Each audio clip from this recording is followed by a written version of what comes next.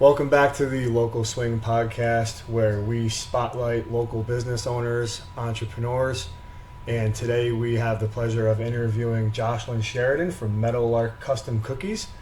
Joshlin, thanks for swinging by the podcast. Thank you so much for having me. So, tell us where you're from. Well, I am originally from Kansas City. Moved to this area about a year and a half ago. All right. So, yeah. Kansas City. I'm a big Kansas sports guy. Chiefs fan? Yes. Okay, big cool. Chiefs fan. That's Yep. cool.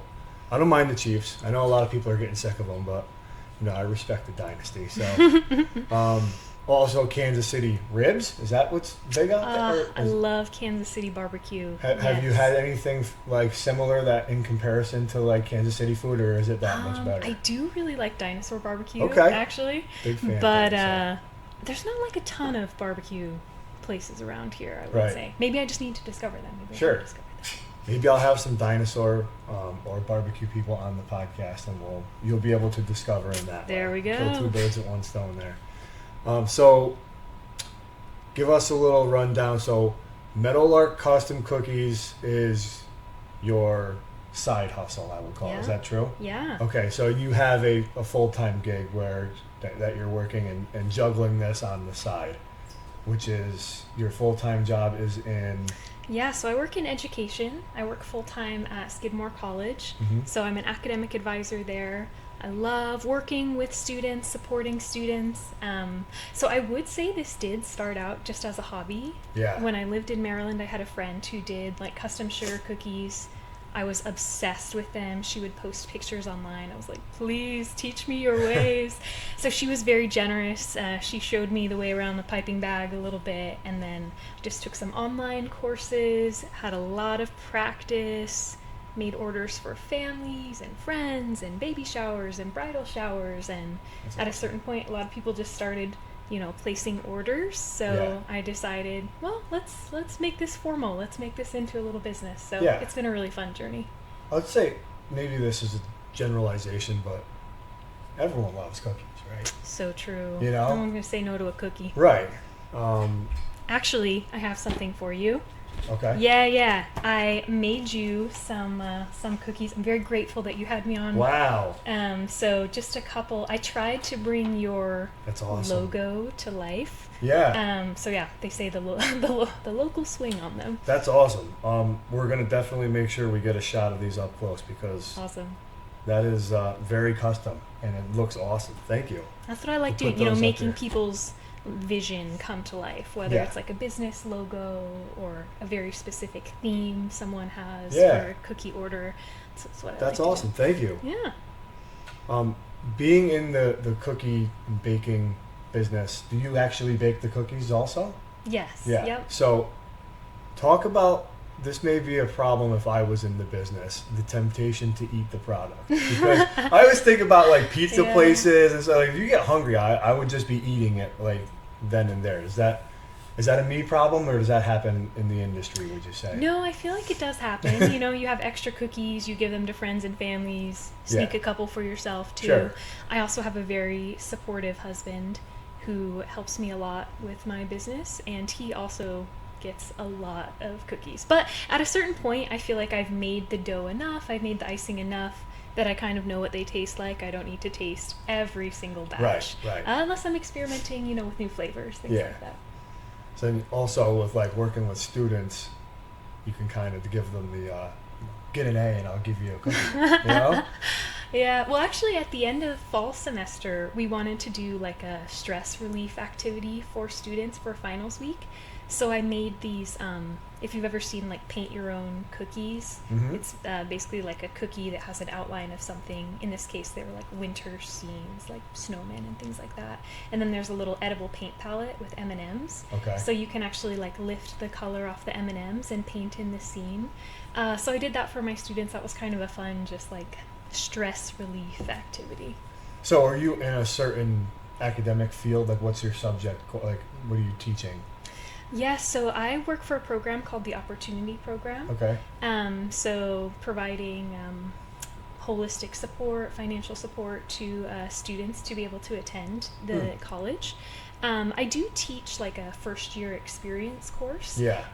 But my main role is really like what's happening outside of the classroom and supporting students with their study strategies, time management, course planning. Yeah. Not so much teaching. Right. I got you. Yeah. Guiding is a good way to say it. Yeah. So these were made with 3D printing cookie cutter. Is that true? I don't know if that particular cookie cutter I used was 3D printed, but a lot of my cookies, I do use 3D printed cookie cutters. How did that come about? How did you know that you could do that to make cookie cutters? I think it was just something I saw on like Facebook groups, and I think 3D printing's getting a lot more accessible, affordable.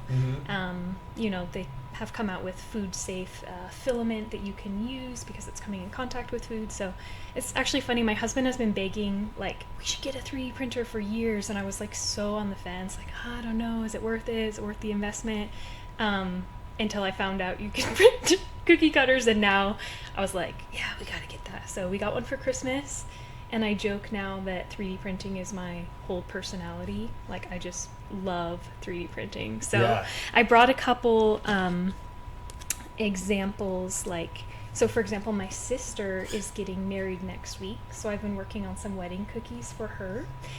And since it's an out-of-state wedding, she asked me, she's like, I really would love a cookie representing my dog since we're not bringing him to the wedding. She's like, can you make my dog Mickey in a tuxedo on a cookie? And I was like, okay, sure. So I basically like just took a silhouette of a golden doodle sitting, and then put it in my Cookie CAD software, 3D printed this guy, and then I can show you. I know people listening will be able to see, but like this is my sister's little cute little dog, and then here's him in his tux and his bow tie. So it's really fun to be able to customize cookie cutters based on what customers are wanting.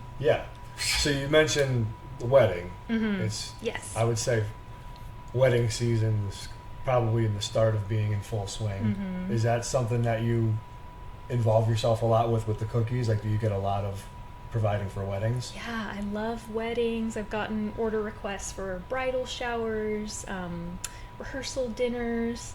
And I think the nice thing about cookies too, there's so much food at weddings, which is great. People love to eat. But if you have like individually packaged cookies, they make a cute little display on the table, but people can also bring them home. You know, if they don't want to eat the dessert, if there's cake or whatever, they can also bring it home as a little favor, a little remembrance. That's what I was going to say, like a little party favor that you can eat. So what would you say is like the most difficult part of like being that you can customize pretty much everything now with 3D printing? Is there, as opposed to just being not custom and doing like generic stuff? What's the hardest part of it? It's like, I mean, there's probably some creativity that comes in. It does take some creativity, and I mean, thank goodness for Pinterest. I'm on Pinterest all the time looking for ideas and recommendations. Because I would say the planning aspect of a set, it is pretty time consuming, especially when you're going back and forth with a customer, talking about, you know, what colors do you want, do you like this design inspiration picture. I do encourage clients to send me photos of like sort of what they want the set to look like. Of course it won't be exact for copyright reasons, but also just based on you know, my artistic spin on it.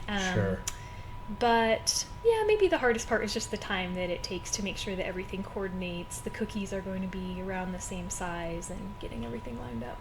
Now, before you started doing the cookies, did you have any background in like artistry or just any, is that like a hobby of yours growing up, or did it just kind of come across your plate? That's a good question. I mean, I feel like I've always kind of leaned into the arts. I had like a painting phase growing up, although I don't think I was terribly good at that. I don't think that lasted very long. But I love music. I love musical theater. Yeah. Love supporting the arts. So I guess I've always had a little bit of that flair. Not really like studio art or anything like that. Yeah. But there was a big phase that I went through with cakes. And although I don't do a lot of like, I only do cookie cakes, I don't do like layer cake orders, Yeah. I think that foundation of, you know, the couple years that I was really in my cake era helped me build some foundational baking skills for when I switched over to cookies. Yeah. So you mentioned like the back and forth, like communication with customers and getting on the same page with what they want things to look like. Those are some things that I definitely, and maybe other people wouldn't. You don't know everyone's like the whole picture of people's business. You know what I mean? You think, you're baking cookies and putting icing on them and stuff like that. Like that's just one part of it. Mm. So, what other things would you say that people may not know about, running a custom cookie business? Yeah, I think you do wear a lot of hats Yeah. as a small business owner. You know, I kind of went into this like, oh, I'll just bake cookies and decorate cookies and that's it. I would say I've learned a lot about marketing. Mm. I'm not someone who naturally gravitates towards a strong social media presence. So when it came time, got to have an Instagram for my business, a Facebook account, what are marketing campaigns going to look like? So that's been something I'm starting to enjoy more, I think. But then also just the financial literacy component of it, like business taxes and time management, customer relations, all of these skills that I hadn't really dove deep into until I started my own business. So it's been a great learning experience, and I'm definitely still continuing to learn. There's still a lot that I need to brush up on and learn, but that's the exciting part. Yeah. My little 2 cents on that is I used to run a lawn mowing landscaping business, and there's a lot to it other than just cutting grass and doing mulch sure. and stuff. And those were the things that really I didn't want to do. I was really good at being an operator and doing the actual work, but I didn't want to come home and work on the schedule and work on invoices or do social media or stuff.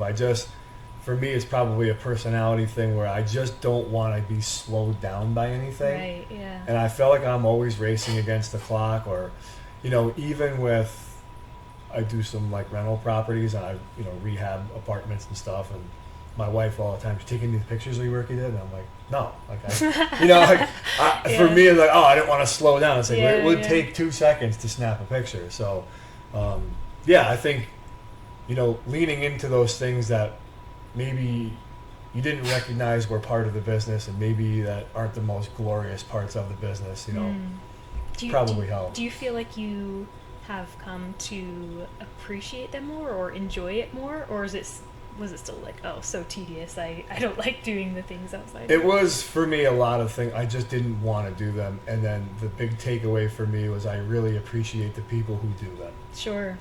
I was, in a business where it was very labor intensive, and when I was done, I was very hands-on. I was with my crew all the time, and when I was done, I wanted to relax and eat and drink, and I didn't really want to work after work, you know. So, and those are just some of the things, like you just said, you have to wear those hats as a small business in the beginning until maybe you can grow to a point where maybe someone, one day someone does your social media, right, and someone does your, emails and all that stuff. So, but yeah, definitely a big learning experience. So, the another bigger part of your business is cookie decorating classes. Right. Yeah. So is that a newer thing, or is that something you've been doing? Yeah, newer thing, just in the past year. Nice. That's been so fun because I think cookie decorating is pretty fun, and so it's cool. I've been able to share the joy of that with some other people, and some people come to the classes really wanting to learn, and I want to make these for my kids' birthday parties, and some people just come to have a fun time with their friends and hang out. A social event. And all are great. Love all the people that come. So people just you reach out and schedule them. Typically, is there a spot where they happen? Do you host them somewhere, or?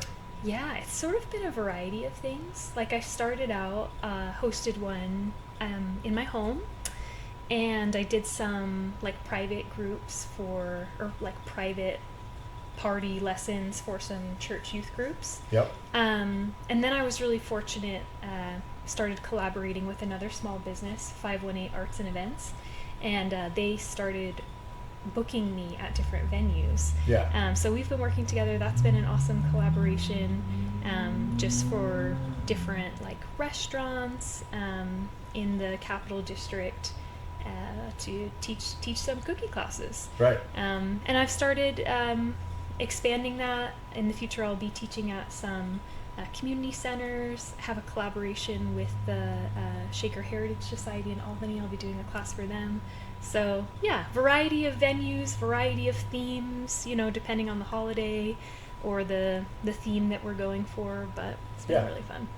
That's cool. The collaborations are like, you know, building relationships with other people that are, it's like everyone's got the same goal, like let's help each other do better. Definitely. And, so you mentioned your husband helps you.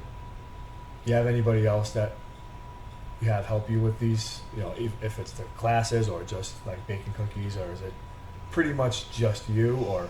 It's pretty much just me right now, but to your point, like I think supporting other small businesses is so valuable, and collaborating with other businesses. Like I know you had Stellar Events and Photography on the podcast. Yep. They're someone I collaborated with. They came and took pictures at my Wicked cookie decorating class. They've been huge just support network, and that we can collaborate, and they have also introduced me to other like businesses in the region. So anytime I can, I like to collaborate with and support other small businesses, because I think, what is that saying, like when you lift others we all rise together, something corny like that. But I think that's really important to have a network. There's a lot of sayings like that, you know, like we're all in the same boat, or exactly. all those it's true though. I know, which is the beauty of this podcast too. I think you're highlighting that was one of the goals of the podcast, was to, you know, create a little community here of everyone just trying to help each other, because I do in that small business, you know, entrepreneur, people who are, you're betting on yourself, you know, and it's not easy, and it's a lot of people would probably agree that you'll take all the help that you can get. So building relationships with other people, like the one you mentioned, Stellar, they're event coordinators and photographers, videographers, and they're going to do a lot of the same events that maybe people want cookies at. Sure. So, you know what I mean? Establishing that kind of relationship is... Kayla is so sweet. She just messaged me today and was like, hey, do you have more business cards? I ran out and I'd love to give more to clients. I'm like, oh, you're the best. Yeah. So, yeah, really, really cool. I want a quick congratulations, too. I think you are the first person to ask me a question on this podcast. You're like, you're interviewing the interviewer. I like that. Well, that's what I'm saying. We got to get to know a little bit more about you, too. We will. No, I you know, I'll interject here and there my little things, because I don't want to take away from, you know, what we're doing for you. But yeah, I have a lot to say. Maybe we'll have a guest host on at some point, and we'll do a meet the interviewer. Yeah, I think that'd be fun. Any plans, big goals, anything? You know, I always ask people, like 2 years ago, I just put 2 years as a reference point.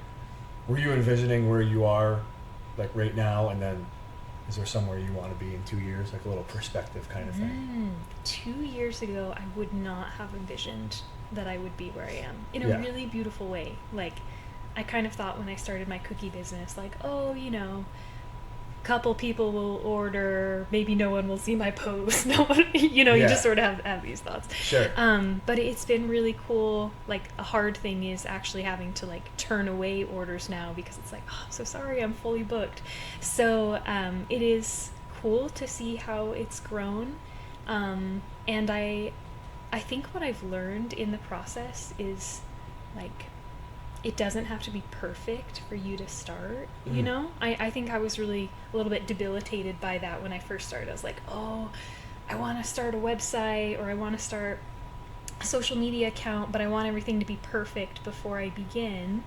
And it's better just to begin with what you have, even if it's imperfect, knowing you can grow and make some mistakes and learn some lessons. Absolutely. So I think in the next couple years, I hope I'll just continue to refine my craft, kind of reach a larger audience, and learn more. Yeah. I also like the cookies I made for you with the corporate like type logos. Yeah. That's something I'd like to lean into more, like Right. collaborating with businesses and sort of getting in front of more businesses. I think would be a fun way to grow my business that I haven't tapped into a lot yet. Yeah, maybe like when businesses have like, you know, their staff meetings or whatever, and they want to put on exactly. coffee and stuff like that, and you have little cookies with the logo on it. You know, maybe an opportunity there for you. I would assume building more relationships, I think you touched on that, would be part of your, you know, your next couple of years here. Another thing you touched on I wanted to say was like, you said something about like we put those thoughts in our head and they get in our way about being perfect and just start and fix it later. And a lot of the like entrepreneurial motivational things I see on like, you know, social media, that's a common theme of just do it, you know? And like you're in your own way most of those times where you think something is in the way. It's usually you and your own thoughts of, should I do this or should I not? Should I wait until then? Should I not? So that is like right up my alley because I would say I'm the impulsive side, and I kind of just dive in. I'm like, I'll figure it out. But so is that another thing you mentioned also I wanted to say was that a lot of times when we like reflect, I said 2 years from now to the next 2 years, is sometimes we don't realize that we're in a spot that we wished we were in, and you're just, maybe could be just me, is I'm always looking for more kind of thing. So you don't really realize like, hey, 2 years ago, if I said you were in this spot right now, you would have been happy then. So like, you know, I know it's, you know, keep pushing on and stuff, but like understand that you're in a good spot. You know what I mean? So definitely feeling very grateful. Yeah, exactly. That's what I mean. Grateful that you got to a spot that you once wished you were at. So yeah, and I can't say that's just like me, like, oh, I'm so great. Like, no, I feel very grateful because I think I've had an incredibly supportive community. Yeah. Both with my family. Also, shout out my husband's coworkers. They were like some of my first like taste testers, placing orders. Such a supportive community. You know, sharing my information with their friends, and I think that's been my experience. I've been blown away with like how willing people are to actually like cheer you on in your goals. Absolutely. And share what you're doing and spread it. So I've been really grateful for that. Yeah, that's awesome. I'm sure they were happy for the collaboration too. Taste test cookies. You know? Yeah, I definitely sent some cookies in to work with him. Yeah. So, what is your personal favorite cookie flavor? My favorite cookie flavor that I make is I make a strawberry lemonade cookie. Okay. That I think is so tasty. It's like freeze-dried strawberry powder and fresh lemon juice. But my favorite cookie to eat, I love a chocolate chip cookie. Even though you can't, you know, put all the cute icing on them. Sure. Can't beat a classic, right? Chocolate chip cookie. I respect the chocolate chip cookie. I'd be lying if I said I did. But my personal favorite is an oatmeal raisin. Oh, that's a hot take. Yeah. It's my personal favorite for sure. I actually just bought some new protein powder and didn't know that oatmeal raisin cookie was a flavor. Oh, so nice. I'm excited to awesome. tap into that. But so what would you consider to be more fun, decorating the cookies or designing the cutters? I think decorating the cookies. I actually think the most fun part of the whole process, which maybe is strange, is actually packaging the cookies. I love putting them in their little bags and heat sealing them and putting them in the boxes. I think it's really fun, that final step to get the presentation. That finishing touch, for yeah, sure. Yeah.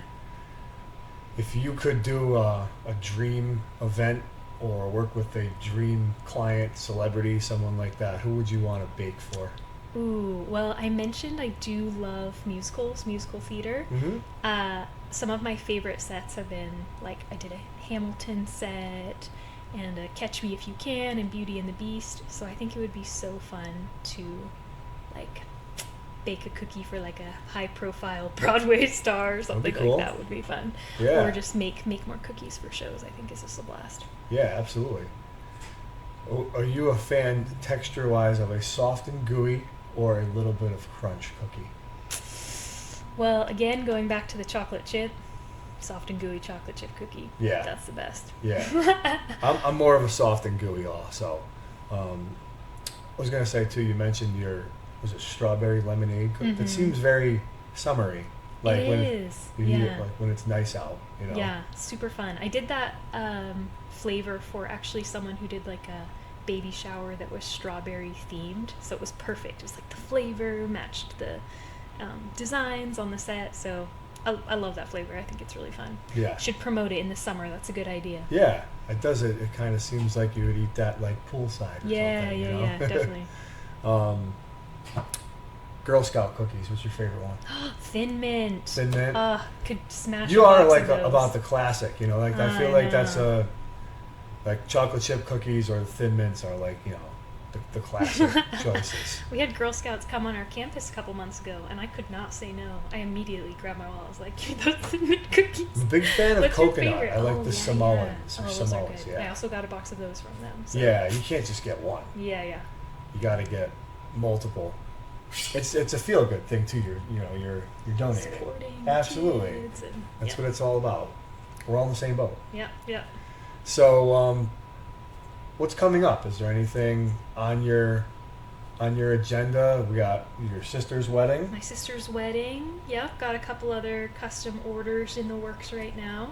I'm really excited about the cookie classes I have coming up. Yeah. At the end of May, I'm doing a cookie class. It's called Berry Cute Cookie Class, like bears and honeycomb and bees. Okay. That's going to be super cute. And then I've started booking my holiday classes. So I think, Halloween, cookie decorating class, Thanksgiving, Christmas. And they're so fun. And you do not have to have any experience to come to these classes. Like, even if you've never touched a piping bag, like, I'll walk you through how to do it. We'll have a good time. So I'm looking forward to those cookie classes. I can't draw a stick figure, so I was hoping I didn't need any experience. No problem. So. No experience. Now, your sister's wedding is that out of state? Yes, you said it was in Illinois. It's in Illinois. Mm-hmm. Yeah. So, what will the logistics be like for that? I know, it's crazy. I've done it before. I brought cookies to my nephew's baptism in Kansas. I just pack all the cookies in a Tupperware, individually seal them, pack them in a Tupperware, and then I bring them in a bag as my personal item on the plane. Okay. Because I don't trust them to be in my suitcase, being thrown around. I just guard them and bring them as my carry-on on the plane. I didn't know if you would make them there. Or is that too much of a risk? What's the equipment like? What's the kitchen like? Stuff like that. Not that. It's actually just the time factor. Yeah. I don't know. People don't always realize, they're pretty time consuming because you have to bake the cookies cool, make the icing, and then the icing takes, 24 hours to dry, then you bag them. So I just don't want to I want to enjoy the wedding. I don't want to be stressed, decorating cookies the night before. What would stress me out is the temptation to not eat those on the flight. Because, what do you get? You get the little pretzels, or you get some Cheez-Its or something, but I got cookies. Southwest? I hope they give me a snack, Yeah. I'm certainly not cut out for the cookie industry, but Joshlin is. So thank you very much for swinging into the podcast. Appreciate it. Appreciate it. Good luck with everything in the future. Thank you. Thank you so much. All right.